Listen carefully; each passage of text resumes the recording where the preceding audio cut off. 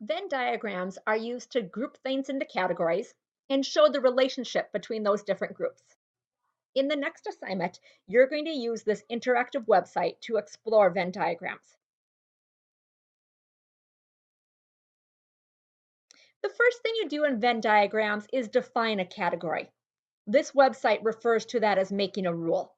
So let's decide that we're going to make a rule that inside our first circle, we're only going to put triangles. So now I can pull the shapes that are triangles into that first group or that circle. That means everything that isn't a triangle would have to go outside.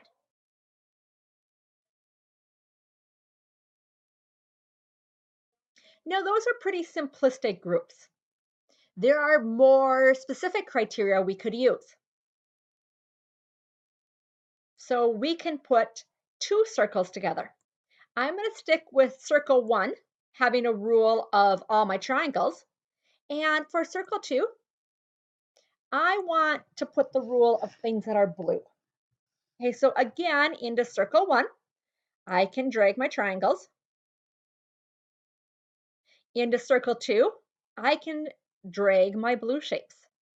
Now you'll notice the two circles overlap. Think for a moment about what should go in that overlapping area. It needs to include the triangles from circle one and the blue things from circle two. That means the overlap is the blue triangles. You'll continue dragging items into your circles. If you pull something in correctly, it will pull it back out. And again, we're going to put the items around the outside that don't belong in either category. So I've now grouped all the items in this left part of circle one that are triangles. In the right part of circle two, all the blue items. The intersection or the overlap is blue triangles. And around the outside, I have the items that don't fit into either category. This website also has a second game where you have to figure out the rule. So click on the bottom with the question mark. We're again going to set it up that it has two circles. Our goal is to figure out what categories they put for circle one and circle two. And we're going to do this by trial and error.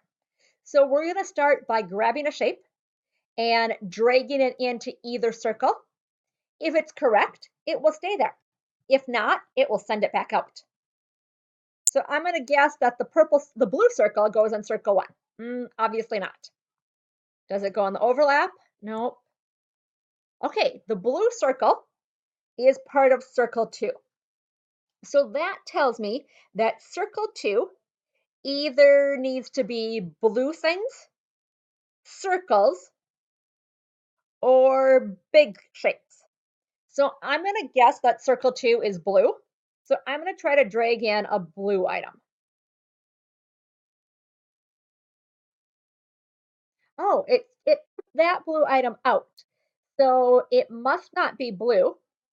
So now I figure it's either circles or big shapes. I'm going to pull in a small circle. The small circle didn't work either. So it's not circles. I think that might be big shapes. So I've continued to drag. I found a couple more items that fit in circle one.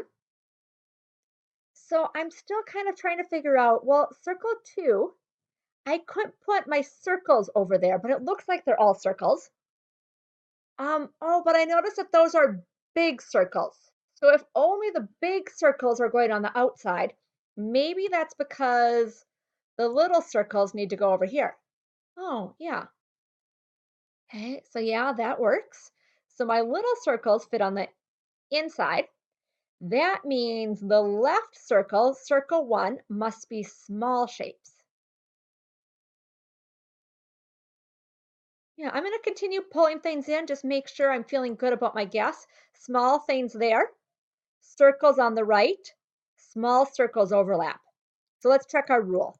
I believe my rule for circle one is small. The rule for circle two is circles. Let's check. Great job. We found out our rules.